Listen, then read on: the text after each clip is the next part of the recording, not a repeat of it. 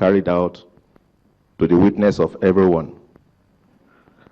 Let me say you are welcome and thank you for coming.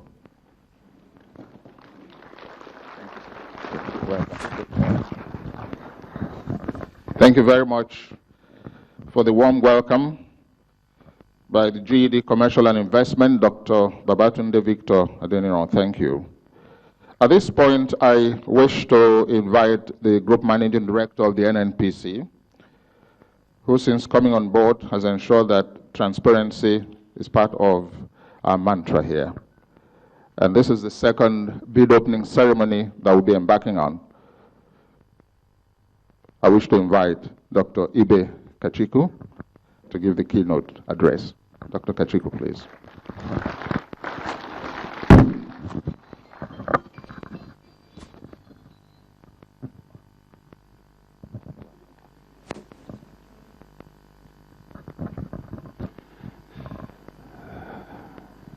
Good afternoon, everybody. I think this is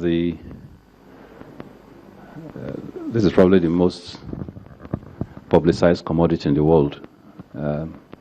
Having microphones from FCRN, all the media houses, in order to be able to sell crude. That's a new dimension. Let's hope the emphasis here is largely on the transparency and the openness, because the time has come when this country must begin to move away from the importance of crude and focus attention on other more important issues. I hear from the last speaker that we have about 20 unsold cargoes. Obviously, he'll be looking for work if we don't sell that in the next 1 week, because that's his job, sell the cargoes.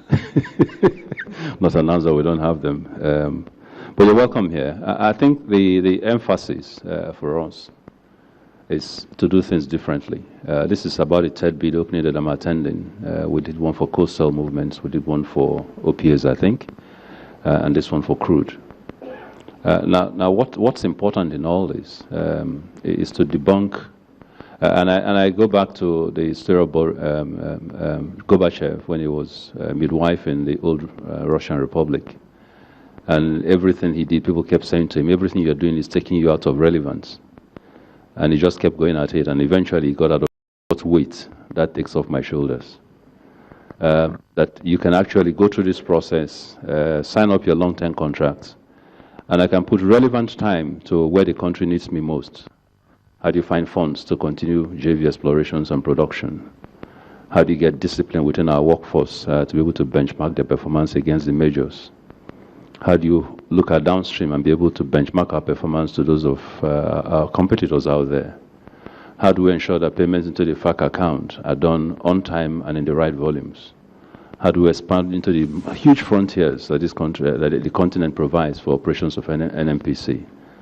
There's so much important work to be done in this portfolio.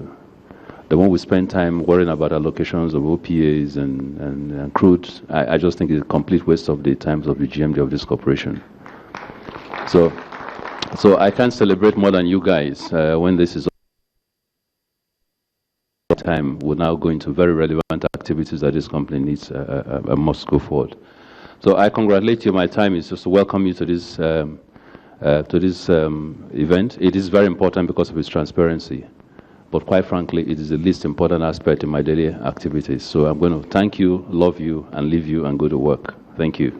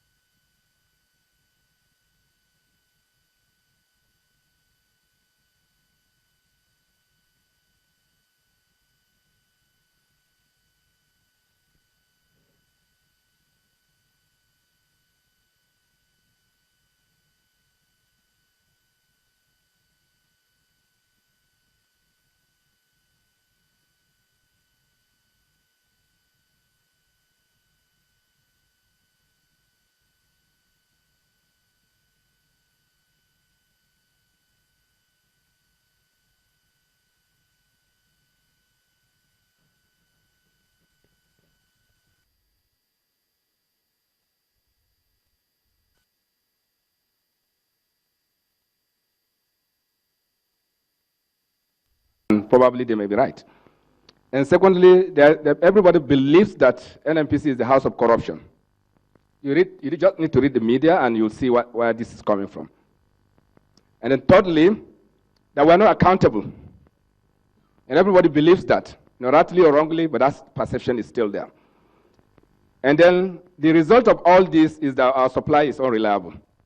Our customers cannot plan with our supply. No customer is sure that he's going to get a cargo next month.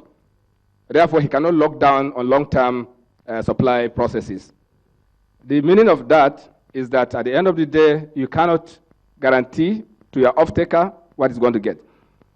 And that addresses the issue that GDC and I raised, which is that we have over 20 cargoes hanging at the end of November. Hanging means it's not that it's not sold. We're going to get back our money, but you'll see the impact. I'm going to take you through that. Then, why are we here? First of all, it's our core objective to make sure that we select buyers of Federation entitlement to crude oil and gas. It's not for everybody, it's for the Federation that we're going to do this. Then secondly, we'll do everything possible to make sure that we improve on the transparency that has been put in place. As you're aware, there's clearly a new way of doing things in this company. We have a new management, a new approach, and indeed leveraging on the new direction of this government, that things must be done transparently, openly, and therefore at the end of the day, it goes to improve on our business. Then our procurement process, as you are aware, for those who have participated in this process in the past, nobody has asked you to come and see what you have sent. And indeed, nobody has told you how this is done. And therefore, at the end of the day, misgivings are there. And indeed, what really resulted is that in the last 3 years or so, or the last 4 years, for instance, the major buyers of our crude did not even bother to participate. What it means is that at the end of the day, you end up dealing with people we should not be dealing with. Now, when you say a commodity like crude oil, it has issues, market issues, that people must be aware of. Today, there's oversupply in the market. Everybody knows this. In the last 13 to 14 months, supply has outstripped demand. And we think that the whole of 2016, that overhang will be there. So we don't see any situation that will change that picture. It means that supply will continue to outstrip demand in 2016. Of course, the impact on the demand-supply relationship is known to all of us here. Then the global economy, as you're aware, not picking individual countries, you can say China has sold down 6 billion or so and so forth that you hear. But generally, there's a general downturn in economic activities across the world. Some people may be doing good, but most countries are not doing very well today. The meaning of that is that it's going to dampen demand. And of course, nobody is doing anything to stop the supply. And indeed, the traditional things that normally impact on the supply and demand balance, like political crisis, no longer have impact on buying and selling of crude oil. That's very true today now. Today, in the past, you've had some crisis in probably some Boko Haram attacks some places, and then crude oil price goes up. Today, 100 people will die, a terminal may be bombed, and nothing happens. So the market no longer responds to